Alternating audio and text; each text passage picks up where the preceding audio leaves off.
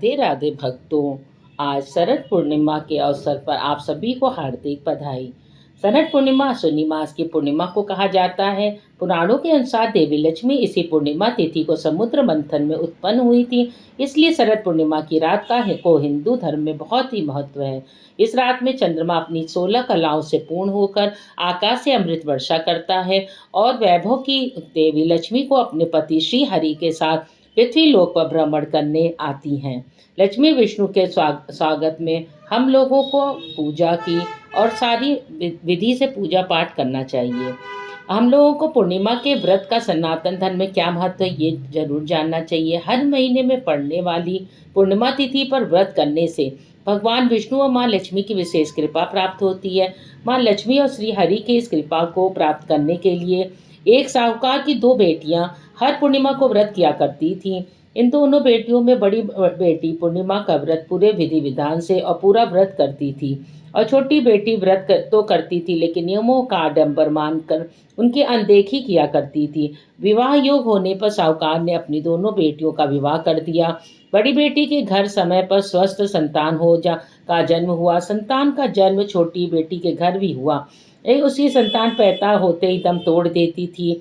2-3 बार ऐसा होने पर उसने एक ब्राह्मण को बुलाकर अपनी व्यथा कही और धार्मिक उपाय पूछा। उसकी सारी बात सुनकर कुछ प्रश्न पूछने के बाद ब्राह्मण ने उससे कहा, तुम पूर्णिमा का अधूरा व्रत करती हो, इस कारण तुम्हारा व्रत फलित नहीं होता। तुम्हें अधूरे व्रत का दोष लगता है। ब्राह्मण की बात सुनकर छोटी बेटी ने पूर्णिमा व्रत पूरे विधि विधान के साथ करने का निर्णय किया। लेकिन पूर्णिमा आने से पहले ही उसने एक बेटे को जन्म दिया। जन्म लेते ही बेटे की मृत्यु हो गई। इस पर उसने अपने बेटे शव को एक पीढ़े पर रख दिया और ऊपर से एक कपड़ा वस्त्र ढक दिया, किसी को पता न चले। फिर उसने अपनी बड़ी बहन को बुलाया, बैठने के लिए वहीं पीढ़ा दे दिया। जैसे ही बड़ी बहन उस पीढ़े पर बैठने लगी, उसके लहंगे की किनारी बच्चे को छू गई। वह जीवित होकर तुरंत रोने लगा। इस पर बड़ी बहन पहले तो डर गई, फिर छोटी बहन पर क्रोधित होकर उसे डांटने लगी कि क्या तुम मुझ पर बच्चे की हत्या का दोष और कलंक लगाना चाहती हो? मेरे बैठने से यह बच्चा मर जाता। इस पर छोटी बहन ने उत्तर दिया, यह बच्चा मरा हुआ तो था, पहले से ही था दीदी। तुम्हारे तप और स्पर्श के कारण तो यह जीवित हो गया है। पूर्णिमा के दिन जो तुम व्रत और तप करती हो उसके कारण तुम दिव्य तेज से भरपूर और पवित्र हो गई हो। अब मैं तुम्हारी ही तरह व्रत और पूजन करूंगी। इसके बाद उनके पूर्णिमा व्रत विधि पूर्वक किया और उसके बाद व्रत के महत्व और फल का पूरे नगर में प्रचार किया। जिस प्रकार माँ लक्ष्मी और श्री हरि ने साहूकार की बड़ी बेटी की कामना पूर्ण कर सौभाग्य प्रदान किया, वैसे ही हम पर वो कृपा बनाए रखें।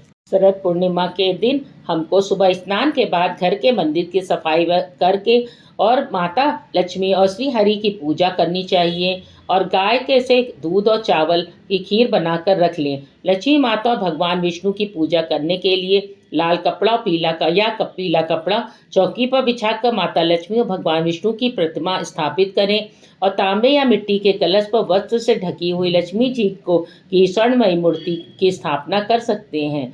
भगवान की प्रतिमा के सामने घी का दीपक जलाएं, धूप जलाएं और उसके बाद गंगा जल से स्नान कराकर अक्षत और रोली लगाएं। तिलक करने के बाद मीठा या सफ़ेद या पीली मिठाई का भोग लगाएं। लाल और पीले पुष्प अर्पित करें। माता लक्ष्मी को गुलाब का फूल अर्पित करना विशेष फलदायी होता है।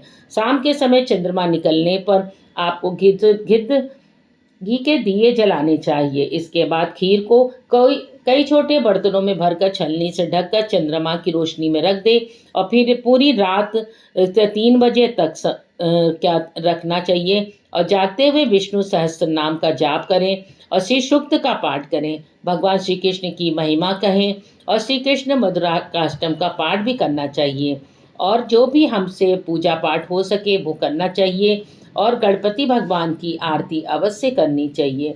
और अगली सुबह जब हम उठते हैं तो स्नान आदि करके जो खीर है उसे हमें लक्ष्मी माँ को अर्पित कर देनी चाहिए। प्रसाद रूप में वह खीर घर के सभी सदस्यों को बांट देनी चाहिए।